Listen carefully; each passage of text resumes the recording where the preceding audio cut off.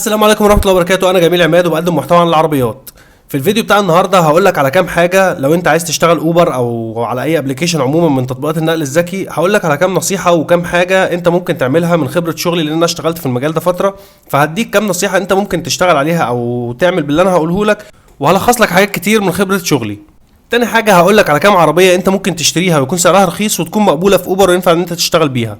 الحاجه الثالثه والاخيره والاهم، انت لو معاك عربيه او اشتريت عربيه من اللي انا هقولك عليهم دول وطلعت مش مقبوله او جيت تسجل في الابلكيشن وما اتقبلتش، هقولك ايه اللي ممكن تعمله بالظبط عشان خاطر العربيه دي تتقبل معاك وتقدر ان انت تشتغل وعادي مفيش اي مشكله. ولو انت معاك عربيه بالفعل وبرضه العربيه مش عارف تسجل بيها ومش مقبوله، فانا هديك برضه اعرفك ايه اللي انت ممكن تعمله عشان العربيه تتقبل معاك. قبل ما ابدا الفيديو، قبل اي حاجه ما تنساش تعمل لايك للفيديو عشان الفيديو ده هيعجبك، وتشترك في القناه لو انت لسه مش مشترك. نيجي بقى للنقطه رقم واحد. شغل اوبر كويس ومربح جدا مش وحش، بس عشان تعرف تمسك منه فلوس لازم تشتغل بعربيه تكون بتاعتك، ما تتاجرش عربيات. يعني اول نصيحه او اول حاجه انا هقولها لك، اوعى تتاجر عربيه. لو هتجيب عربيه يكون سعرها رخيص وعلى قدك انت في الاول، احسن من ان انت تتاجر عربيه تدفع لها 10000 او 12000 في الشهر وفي الاخر مش هتعرف ان انت انت هتبقى شغال لصاحب العربيه. انت جايب العربيه هتشتغل بيها عشان تسد ايجارها، بس انت كل اللي هيطلع لك مصاريفك لو عرفت تطلع منها مصاريفك. فاول حاجه ما تتاجرش عربيات، اتصرف وهات اي عربيه حتى لو سعرها رخيص، بس ما تتاجرش عربيات. الحاجه الثانيه، اوعى تهمل في صيانه عربيتك نهائي مهما كانت ظروفك، عليك ايجار، عليك اقساط، عليك اي حاجه ايا كانت ايه هي. رقم واحد هو صيانه العربيه، رقم واحد هي عربيتي. زي ما العربيه بتديك والعربيه واقفه معاك والعربيه هي بتشتغل وبتطلع لك فلوس، لا زي ما انت لازم تصرف عليها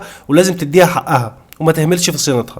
واوعى تبخل عليها خصوصا في غيارة الزيت والصيانات الدوريه. يعني ما يكونش الزيت ميعاده يتغير النهارده وتيجي تقول لا هقرص عليها يومين كمان على ما اجيب غيرة الزيت او اجيب، لا انت تعمل حسابك على غيرة الزيت تغيرها في ميعادها وقبل ميعادها كمان، عشان انت لو عملت كده انت كده بتدمر نفسك وبتدمر شغلك وبتدمر عربيتك، لان كل ده بيقلل من العمر الافتراضي للعربيه. وطبعا اي حاجه تحصل في العربيه في مشكله في صيانه لازم تعملها اول باول. يعني ممكن يحصل لك مشكله او حاجه بسيطه والعربيه تفضل ماشيه عادي، تقول لا همشي بيها. الحاجه الصغيره بتكبر، اللي هتعمله النهارده ب 200 بكره هيتعمل ب 400 وبعده هيتعمل ب 1000. فنصيحه مني واهم نصيحه انك انت لازم ما تهملش في صيانه العربيه نهائي. العربيه لو احتاجت اي حاجه مهما كانت قليله او رخيصه او مش هتضرك في المشي او مش هتضر العربيه في المشي، لازم تعملها قبل ما توصل لمرحله كبيره او تضر العربيه، عشان الحاجه اللي في بدايتها صغيره هتكبر مع الوقت وهتبقى مشكلتها اكبر في التصليح وفلوسها اكتر في التصليح وهتعطلك اكتر. ولازم تعمل لنفسك حد يومي في الشغل، يعني ما تجيش على نفسك ولا تيجي على العربيه. يعني مثلا تعمل تارجت لنفسك ان انا هنزل النهارده هعمل 300 جنيه، انا هنزل اعمل 400 جنيه، انا هنزل اعمل 500 جنيه. لازم تحط تارجت لنفسك تنزل تحققه، ما تنزلش تشتغل كده 12 ساعه و15 ساعه وتبقى جاي على صحتك وجاي على نفسك وجاي على العربيه عشان ما تزهقش من الشغلانه وما تزهقش من ركوب العربيه طول النهار. لا، اعمل لنفسك رينج معين. انا هنزل النهارده مثلا هعمل 500 جنيه او هعمل 400 جنيه. اول ما احقق التارجت اللي انا عملته ده 400 جنيه او 500 جنيه خلاص باخد بعضي وبروح عشان اريح نفسي واريح عربيتي. ولازم تعمل للعربيه بتاعتك مصروف يومي. يعني انت مثلا لو عامل تارجت لنفسك 500 جنيه او 400 جنيه او ايا كان المبلغ اللي انت هتنزل تعمله، لازم تعمل لعربيتك 50 جنيه 100 جنيه في اليوم. دول في حصاله العربيه، دول بتوع العربيه مالكش دعوه بيهم نهائي، عشان لو حصل معاك اي مشكله في العربيه بعد 10 ايام 15 يوم 20 يوم يبقى معايا رصيد كافي ان انا اعرف اصلح العربيه. ما بقاش بعمل الفلوس وبصرفها وباجي في الاخر اتسوح لو العربيه باظت مني ما اعرفش ان انا اصلحها. ولو ما حصلناش حاجه ولقيت نفسك معاك 2000 3 4 ما فيهاش حاجه، لما نروح نشحم العربيه ونشحم الكبالن والعفشه ونظبط الدنيا، ولو في سيور محتاجه تغير نغيرها. مش لازم العربيه تقف مني وتعطل عشان خاطر اروح اصرف عليها. ودايما خليك ذكي في اختيار المشوار. يعني انت لو عندك مشوار ب 150 جنيه 20 كيلو هتاخده في 40 دقيقه او 50 دقيقه، وعندك مشوار تاني ب 100 جنيه 20 كيلو برضه بس هتاخده في 20 دقيقه او 25 دقيقه، لا انا هاخد ابو 100 جنيه اللي هاخده في وقت اقل عشان اخلص المشوار بسرعه واشوف مشوار غيره في نفس الوقت. المشوار السريع او اللي طريقه مفتوح او اللي ما فيهوش مطبات او زحمه او كلام من ده مش هيهلك معايا بنزين زي المشوار اللي هفضل واقف في الزحمه او واقف على الكوبري اكتوبر او واقف في اي حته فيها زحمه او الوقت هياخد مني وقت كبير في المشوار. يعني المشوار مثلا هياخد مني 40 دقيقه وهو 20 كيلو، فمعنى كده ان انا هاخد وقت كبير او ان انا هقف في زحمه كتير، فده هيهلك منك بنزين اكتر من المشوار اللي هتاخده ب 100 جنيه بس هتروحه بسرعه في 20 دقيقه ل 20 كيلو في 20 دقيقه. يعني تلاقي نفسك ماشي على طريق مفتوح. فخليك ذكي في اختيار المشوار بتاعك.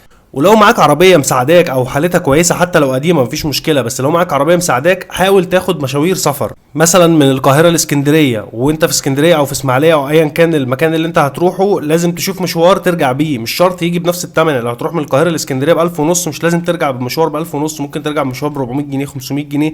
المهم انك ما ترجعش فاضي، تبقى راجع جايب بنزينك على الاقل. ده كان ملخص شويه حاجات انا عرفتها من خلال شغلي في المجال ده. تاني حاجه بقى في الفيديو ده هي العربيات المقبوله ويكون سعرها رخيص. مبدئيا اهم حاجه في العربيه ان هي تكون فيها تكييف وتكون موديل فوق التسعينات.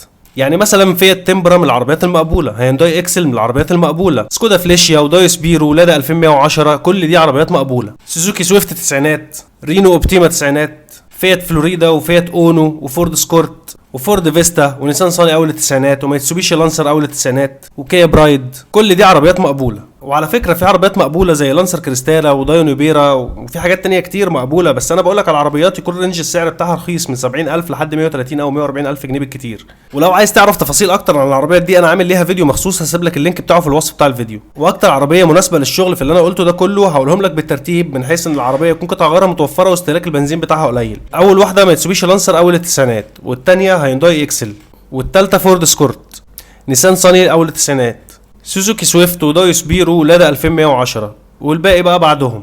دول افضل عربيات ممكن ينفعوا معاك، اسعارهم مستريحه، استهلاك البنزين بتاعهم قليل، قطع غيارهم هتلاقيها متوفره، وفي نفس الوقت اعطالهم مش كتير. وما تنساش اوعى تهمل في الصيانه بتاعتهم عشان تعرف تاكل عيش. يجي بقى للجزء الاخير في الفيديو والاهم. دلوقتي لو انت جبت عربيه من دول وجيت تسجل بيها، او انت معاك فعلا عربيه من دول وجيت تسجل بيها ولقيت العربيه مرفوضه، او عندك مشكله في الفحص اللي هو فحص النسيته بتاع اوبر، او عندك مشكله في التحليل، او عندك اي مشكله تخص الابلكيشن، فانت في الحاله دي هتتواصل معايا على الانستجرام. هسيب لك اللينك بتاع الانستجرام بتاعي تحت في الوصف برضو، تمام؟ هتخش تتواصل معايا وهقول لك تعمل ايه بالظبط، وان شاء الله العربيه هتكون مقبوله. والموضوع عن تجربه، يعني انا عن نفسي في فيات تمبرا وفي اكسل مشغلهم على الابلكيشن بالفعل وعادي مفيش اي مشكله. لو وصلت لحد هنا في الفيديو يبقى تنزل تعمل لايك للفيديو وتعمل اشتراك في القناه لو لسه مش مشترك، ولو عايز تسالني على حاجه سيبها في كومنت وانا هرد عليك. والسلام عليكم.